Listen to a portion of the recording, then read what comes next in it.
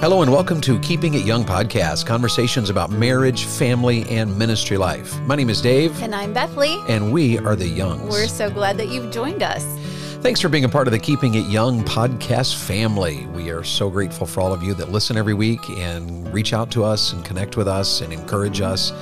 And if you'd like to know more about our ministry, of course, you can visit us at keepingityoungpodcast.com or our personal ministry site at evangelistdaveyoung.com.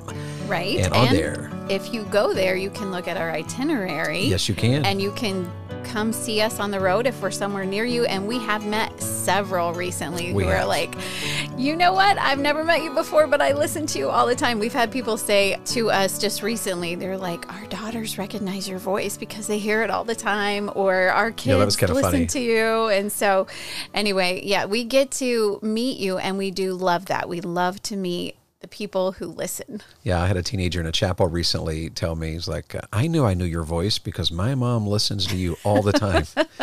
And so that was pretty cool. So we're always happy about that. If you just would like to know more about us, reach out with any question you have. We do our very best to answer every text, question, email. Right. And I know recently I got an email, I think it was a Facebook message from someone who said they had tried to email us several times and had gotten no response. We've tried to go back through and just see if we overlooked that. For some reason, that email never came through, but by following up on social media, I was able to get an answer. So please, please, please, if you reach out, don't hear from us, just assume that it was lost or didn't come through. Right. And we're always, technology is amazing, but it does have glitches. So right. And sometimes we just need a reminder. So send us a message via social media and say, hey, I sent you an email. Did you get it? and it is true that sometimes we just get, one gets buried. We'll have 1 or 2 days where we get, a couple of hundred emails or whatever. And then, that gets pushed way down there. And so by the time we catch up, it can be way off. Right. Well, so that would not be me. That would be Dr. Evangelist David Young. That would be my email list. But nonetheless, we want to hear from you. Right. My difficulty is checking my email.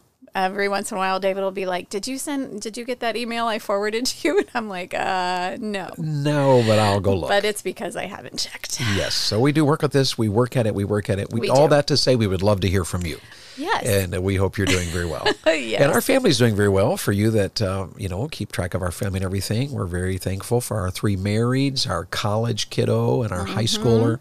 Right. All is well there. And of course, our grandson is just doing well, and we're thankful for that. Yes. And a lot of you follow us on social media and have seen photos of him and of our granddaughter as well. Yes. So we are loving being a grandparent. Yes, we are. And we absolutely love getting together with them. And you know what? The holidays are coming up, and we're all going to get together. And it's going to be so awesome. Excited. Yes, it is. Okay, let's get started then today. Practical advice for training our children is kind of the overall theme we've been looking at over the last couple of weeks here. And we talked about pitfalls to avoid and questions to consider. Right. And last week, just some must-have goals. It was, pretty simple. Right. And then we wanted to just take maybe 1 or 2 more, podcast episodes here and just offer some simple suggestions for training our children. Just keeping things very simple. And I know sometimes, we can get bogged down in the details and, we're concerned about this or concerned about that. So hopefully these will just be an encouragement. We're not trying to beat you up here, but rather to just encourage you and strengthen you. Honestly, if you just take just a couple of things that are like, you know what, I think we could implement that in our family. I mean, maybe that suggestion wouldn't work for us, but maybe the suggestion from last week about we are going to teach manners to our family or whatever that is, even if it's just an encouragement for 1 or 2 things, training children pays off. It does. And a little bit can go a long way as well. Yes. And one thing's about the training manners, we talked last week about the table, and I was reading in your Southern Living just this week. One of the greatest magazines published these days. This was an email that they sent to me, apparently, because your emails come to me.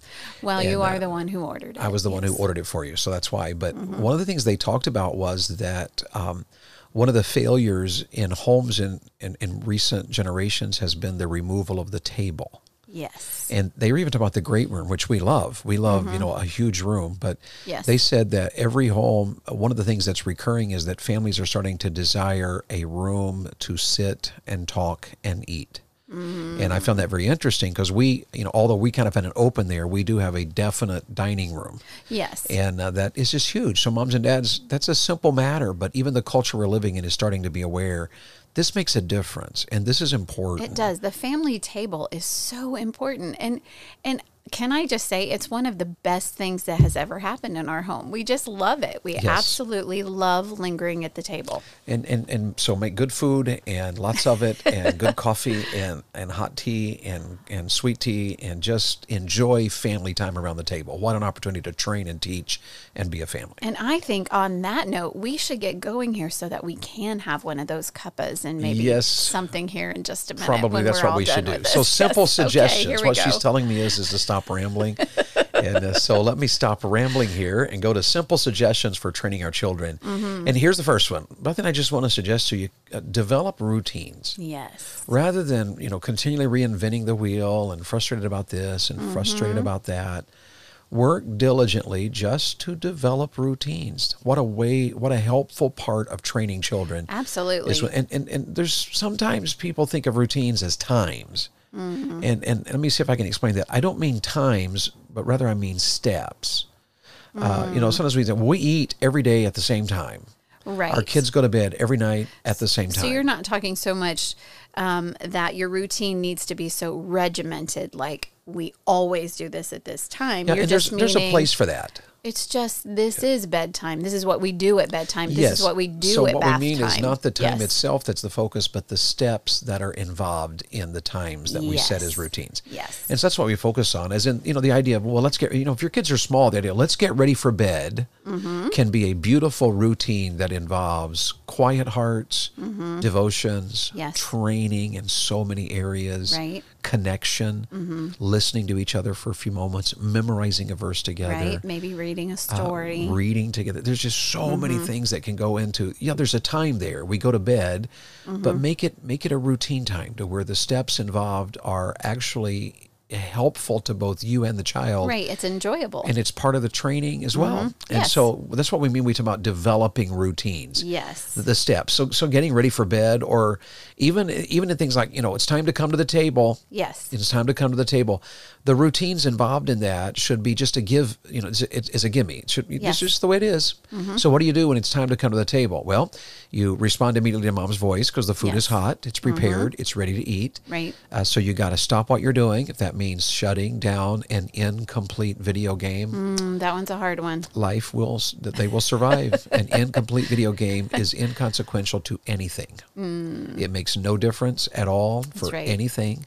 So it's okay to shut down a video game that's incomplete. It's even okay to interrupt a ball game. It's okay. Ball games, they come and go. Right. And you can, today you can record it. That's true. You can watch it, so there's a ton of things there. But the idea behind it is, wash your hands, come sit, and develop what you're going to do every time there. And we always pray before we eat. We always have, show gratitude to God for his goodness in our lives. Right. Even when our children were in high chairs, they knew that they could not eat until they had prayer. Right. And more than one of our children would often sit in the high chair with their hands out, ready to pray. Right, with their little hands like flapping back and forth, like come hold my hand so we can pray, so I can eat. They knew that as soon as the prayer was over, they got to eat. So, one of our favorite things was, turning around and we're getting their food ready on a plate or whatever, and their little hands are, come hold my hand, pray with me. Yes. Because they, already had developed a routine. And even the idea of coming to the table. And as your kids get older, the table is so important, moms and dads. Develop a routine about it. Come to the table to eat and talk. Yes. And don't be so, fast. Don't bring cell phones to the table. Turn the TV off. Maybe have, quieter music or, favorite music, but not overpowering, because this is a time to connect. And what a way, a simple suggestion in training our children. And learn to ask, as your children start to get older, learn to ask detailed questions. Yes. Not yes or no answer questions. Right. And so you can say to your kids, did you have a good day? Yes. And the conversation is over. Right. Or you can say, what were you learning today in algebra? And what games did you play today during recess? Right. Or you could say, you know, what did you have for lunch today? Mm-hmm. What did they serve in the kitchen for lunch today? Right. You can ask any number of questions like that. And I know, I don't know completely the questions, but I know that our pastor's family, when they have family table time, which is often, they try to meet often at their table. And I know that they have, I think there are 3 questions they ask each of their children every day. And so they kind of go through this routine of, you know, kind of what was the best part of your day? What are you thankful for that happened today? What's the funniest part of your day? Or maybe what was the worst part of your day? But it always gets the conversation going. So you're not just scarfing down your food so you can get on to the next thing, and you're not just sitting there in sullen silence. You are actually connecting to your children. And when it's a routine, your children expect it. Yes, and they love it. And even if they have a bad day and they don't love it, it doesn't mean you have to force something to happen. An occasional interruption, a routine can be interrupted. That's not a problem at all. Right. But if your child knows, when I come to the table, Mom and Dad's going to ask me this and this and this, they just know it. And especially if you have 2 or 3 or 4 or 5 children and they know it, they actually begin to interact with each other. Yes. It can turn into a funny time. It can turn into a comment time. It can turn into an encouraging time, a caring time. So someone who comes in and all of a sudden shares a pretty heavy story can evoke emotion in the family to where we care for each other. Sometimes we've stopped and prayed about something right at the table. And what an opportunity to develop routines. And I thought of bedtime and table time, because those are things that everybody goes to bed. Right. And everybody eats. So what a time to develop a routine. And you could even do the same thing in the idea of, you know, you that go to church, getting ready for church time.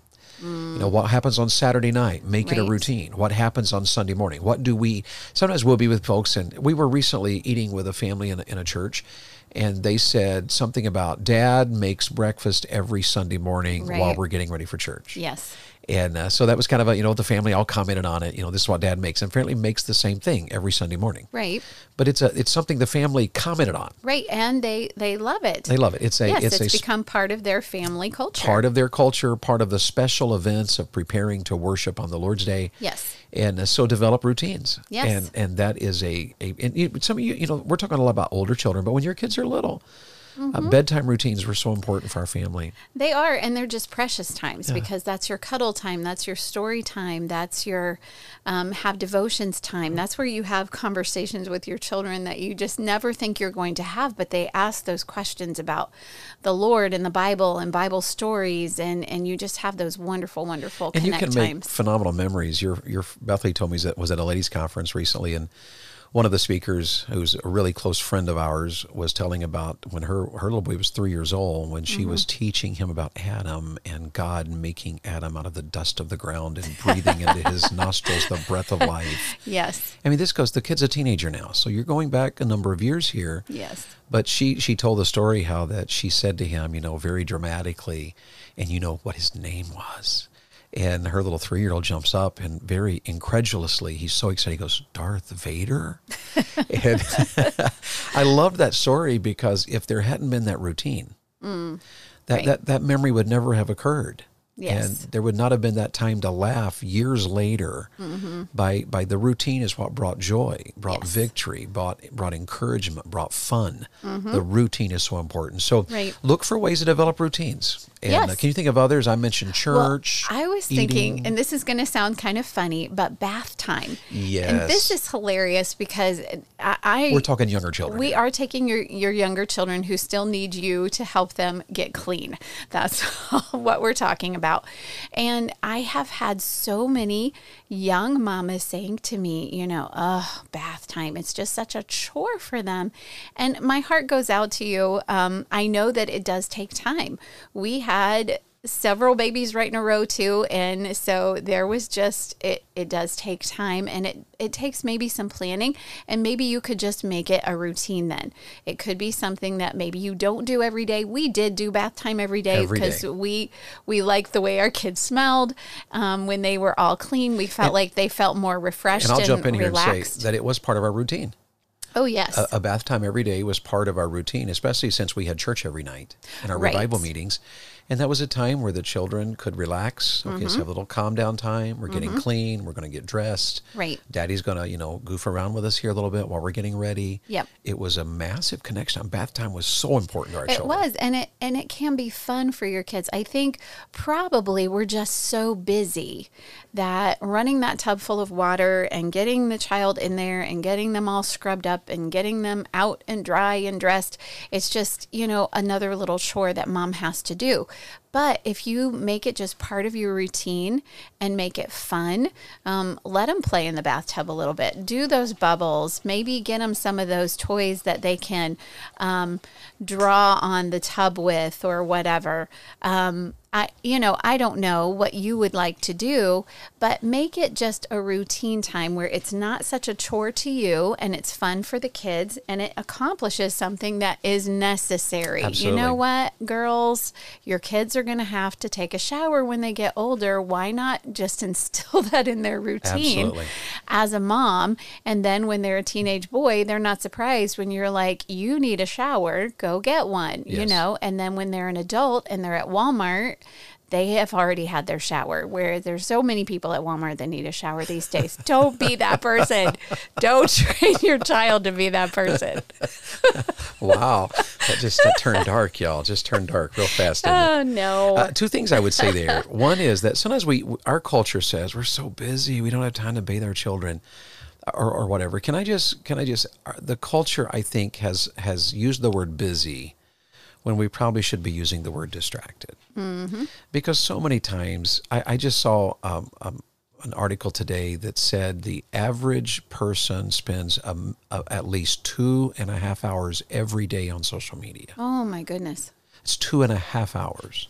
It will take you 20 minutes to bathe your baby, or to less. bathe your toddler. But you can spend 2.5 hours laughing at reels, scrolling mindlessly, and accomplishing almost or perhaps nothing at all. Right. And so really, and I would add one more thing to that. Recently we were in a home for a meal, and just dear, dear friends, wonderful, wonderful people, some of our favorite people in the world and some of the best cooks in the world. And one of the things that came up is they have a granddaughter, right, that had just recently gotten married. And in her new home, she does not have a dishwasher. Oh, yes. And so she was talking to her grandma about, I got to do dishes. I don't have a dishwasher. I got to wash dishes every day. And so what grandma said was just phenomenal advice. It was priceless. And I know I'm going to say it wrong. So you were the one talking to her. How did she phrase that exactly? She said, well, then you learn to love doing the dishes.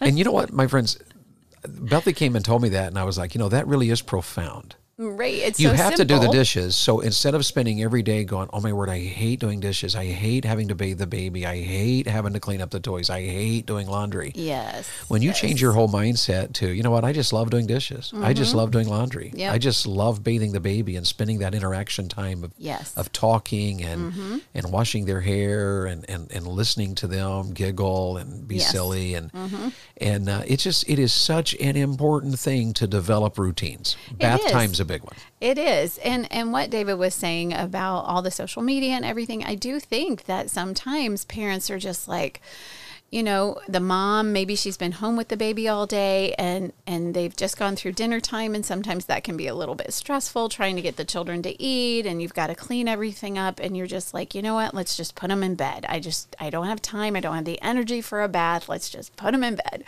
And it's more of a self-focused thing than, you know what, this is an opportunity for me to connect more with my child, to give them some training. Sometimes we wonder, why does my junior high boy take a shower and he still smells bad? Well, did you train him how to clean himself when you were the one giving him a bath? These are training times and they're connect times. So just be careful that you're not being so self-focused of, I really want to catch that show on Netflix, and so I'm just going to put the children to bed. Develop those routines. Make it more about you and your children and not just about you. And those will be memories you'll look back at, and your kids will too. And oh, yes. Just the touching when you're, dressing them and you're caressing them, and You're combing their hair, and you're telling them how beautiful they are, how handsome he is. You're cuddling. Moms and dads, you are making massive inroads to the hearts of your children. Yes. And routines are the way to do it. Develop routines. So just stop and think about what routines could you develop even this week. Yes. Start developing.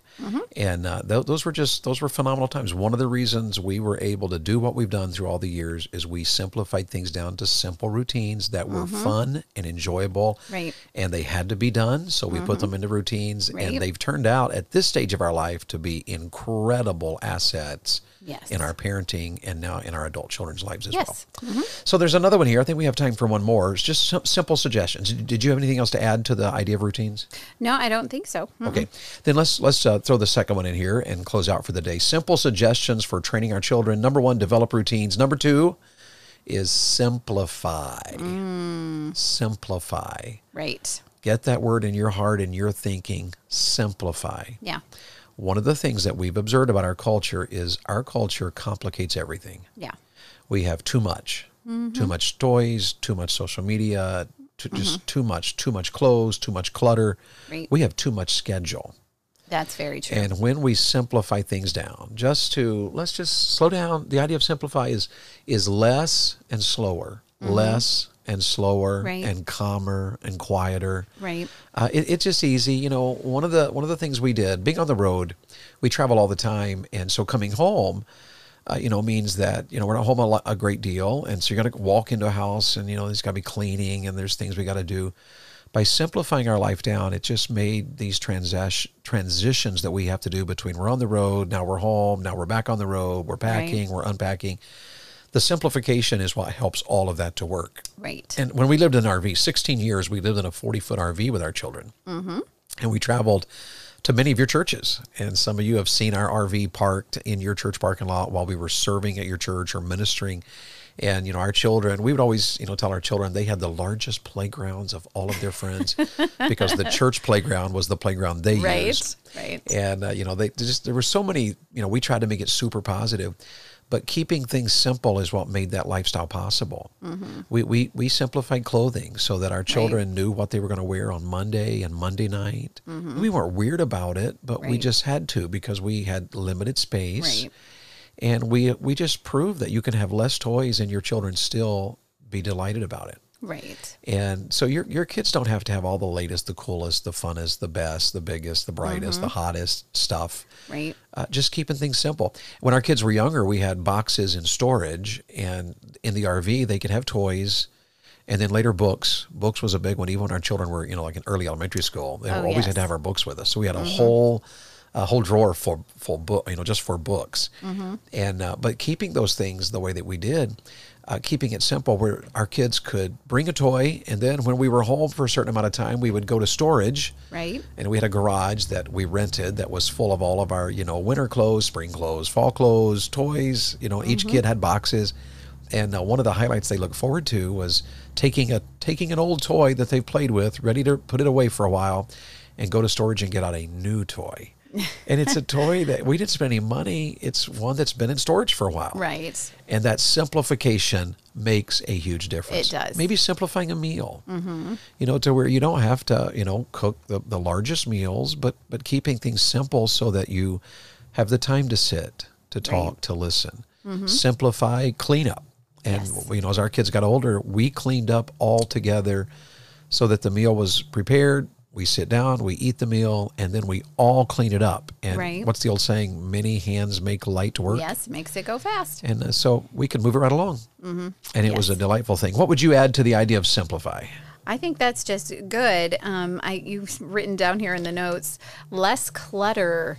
Clutter is just something that can weigh on you. You may be the type of person that's like, I don't mind it at all. It's just fine. But there is something in your heart, ladies, when you sit down or you're going to go to bed and you see that pile of whatever it is, it's still there. And you're like, man, I need to get to that. And every day, man, I need to get to that. Man, I need to get to that. Well, maybe just make yourself a schedule and say, okay, this coming Friday at 4:00, I am going to get to that pile, and then go through it, and then don't let it pile up again. Clutter really can just weigh down on a family. So don't let it do that. Just declutter your house and then keep it that way. Keep things simple, and then you have more time to be with your kids. You're not as stressed out by, oh, this house, it's really weighing on me, whatever. Keep things simple and keep the clutter out. And part of that simplicity can be the routine. So we can tie these two together. And, like cleaning in our house, every day we vacuumed. And as the kids get older, what a way for them to learn to work. They can vacuum. And by vacuuming every day, just run the vacuum. And one of the things that Bethlie did was keep less stuff on the counter in the kitchen. So that by putting stuff away, we always did the dishes right away so that the dishes were done. If we allow laundry to pile up, it weighs on you. It's wearying. It just makes you tired. And there's nowhere to sit. There's just tired, this idea like, oh my word, it's so big now. I just don't want to get to it. Yeah. But our goal was to do things right away. Yes. Just go ahead and do it. When the laundry comes out of the dryer, let's all stop and fold the laundry and go put it away. Right. And it takes less time. It's less pressure. Honestly, moms and dads, the idea of simplification is huge. Simplify your schedule. Your child doesn't have to play every sport. Right. They don't have to go to every event. Simplify your schedule. Dad, golfing can be fun, but don't play 4 nights a week if your wife is stressed because you have children. Right. Play once a month or once every 2 weeks. Right. And if you can't handle that, it's time maybe to sell the golf clubs. It's nothing wrong with, hunting, but if that's something that you can let go periodically, then let it go. So this is very important. Just some simple suggestions. Develop routines and simplify. Yes. Any further thoughts? And we'll bring this one to a close for today. I don't think so. I think we've covered it pretty well. Okay. Well, we're out of time. So thank you so much for joining us here at Keeping It Young. We have one more episode in this little series called Practical Advice. And we have just a couple more simple suggestions to give you next week.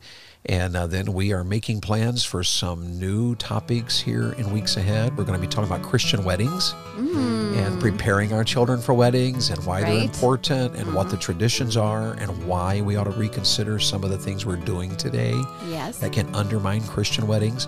And we're even going to take some time for a fairly heavy topic coming up here and just in some fairly close weeks from now, we'll be talking a little about the idea of adultery, the damage it does to families and how to prevent that and head that off and be aware of that. So we're really looking forward to all that's coming up. And it's hard to imagine, but we're also getting close to the holidays. Yay! Thanksgiving, Christmas, it's coming. And we're so excited about it. I love it. And we can't wait for that. Speaking of simplifying and less clutter. There you go. Wow. We better close right now because that can get us going in a whole other direction. Thank you so much for joining us today. Remember, in the week ahead, to serve the Lord with gladness. The Keeping It Young podcast is a Bax 5 Media production.